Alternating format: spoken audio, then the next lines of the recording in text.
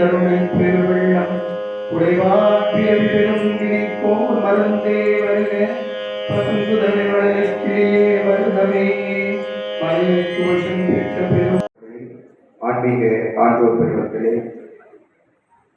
இங்கு வருகை புரிந்திருக்கின்ற சான்றோர் பெருமக்களே, உங்கள் அனைவரையும் இந்த மாலை பொழுதிலே மார்கழி பக்தி திருவிழா விழாக்குழுவின் சார்பாக மனம் மெய் மொழிகளால் பணிந்து வணங்கி சகோதரி DK சாரதா அவர்களை வரவேற்கின்றேன்.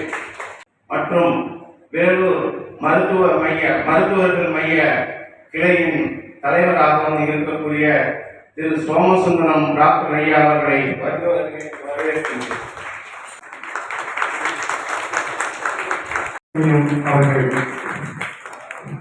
சொல்லிக்கிட்டே இருக்கும்.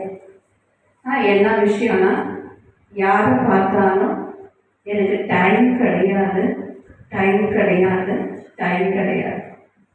அப்போ நம்மளை பார்த்துதான் நம்ம குழந்தைகள் கூட என்ன சொல்லுவாங்க, எனக்கு டைமே இல்லாமா, எனக்கு டைமே இல்லை.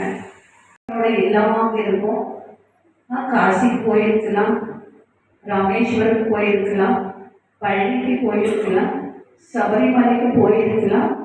ஆனால் அதே போல் எல்லா இடத்துக்கும் போயிட்டு வந்து என் மனசில் உண்மையான அந்த அமைதி இருந்ததா, அந்த சக்தி எனக்குள்ள அனுபவப்பட்டதா? ஆனால் அதை போயிட்டு வந்து கொஞ்ச நேரம் தான் என் மனசில் என்ன இருக்கும், அந்த ஒரு சந்தோஷம், அந்த ஒரு திருப்தி. ஆனால் வீட்டுக்கு வந்த உடனே மறுபடியும் எப்படி இருக்கும், அதே கவலை, அதே கஷ்டம், அதே துன்பம், அதே துயரம், அதே உடம்பு வலி, அதே காலம். கேட்டேன்னா நம்ம என்ன சொல்லுவோம், எனக்கு டைம் இல்லை. ஸோ அது வரக்கூடிய ஒரு கையில் ஒரு உறுதி கொடுக்கும். அது ஒவ்வொரு வீடாக அப்படியே வாங்கிட்டு போவாங்க, வஜனை படிக்க வருவாங்க. ஸோ இது அந்த சிறு வயசிலிருந்து உங்களுடைய தாயார் நமக்கு ஒரு ஏற்படுத்தி கொடுத்த ஒரு நல்ல ஒரு பழக்கம் அப்படின்னு சொல்லலாம். மகிழ்ச்சி இருக்கான்னு பாருங்களேன், கைப்பிடிங்க, கையில் பாருங்க, என் கையில் மகிழ்ச்சி இருக்கா? என் கையில் மகிழ்ச்சி இருக்கான்னு சொல்லும்போது எல்லாருடைய முகத்தில் ஒரு சந்தோஷம் இருக்கா? இருக்குதானே? அப்போ பாருங்க, மகிழ்ச்சி யாருக்கிட்ட இருக்கு? என்கிட்ட தான் இருக்கு. சந்தோஷம் யாருக்கிட்ட இருக்கு? இருக்கக்கூடிய மிகப்பெரிய ஒரு பொக்கிஷம். அந்த அன்பு நமக்குள்ள இருக்கு. ஆனா அந்த அன்பை நான் எனக்காக செலுத்துறேன்னா,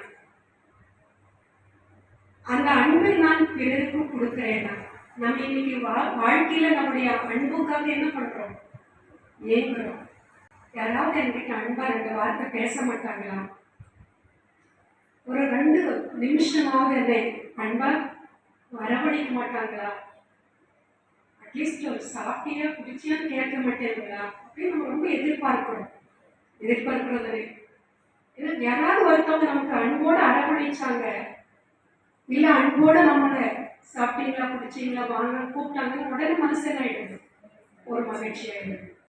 ஒரு அசாந்தியுடைய ஒரு வாயுமண்டலமா இருக்கு. அதோடு நம்ம சமைச்ச சாப்பாடை கொடுத்தோம் அப்படின்னா அமைதியா சாப்பிட வந்தவங்களுக்கு கூட ஒரு வாய் சாப்பாடு வைக்கும்போது என்ன ஆயிடும், அவங்களுடைய மனம் மாறிடும்.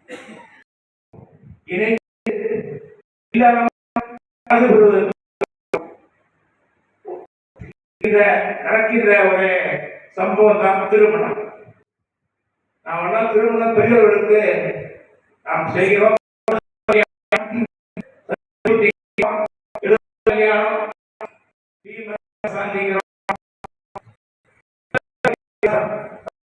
சொல்றோம், பெரியவர்களுக்கெல்லாம் நாம் திருமணம் செய்து வைத்திருக்கிறோம்.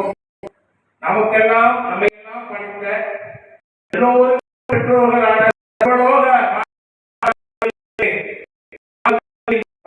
உலகமும் சேயோன் மேய மைவரை உலகமும் வேந்தன் மேய தீங்குடல் உலகமும் வருணன் மேய பெருமுடல் உலகமும் முல்லை குறிஞ்சி மருதம் நெய்தல் என சொல்லின் முறையால் சொல்லவும் படுவேன்.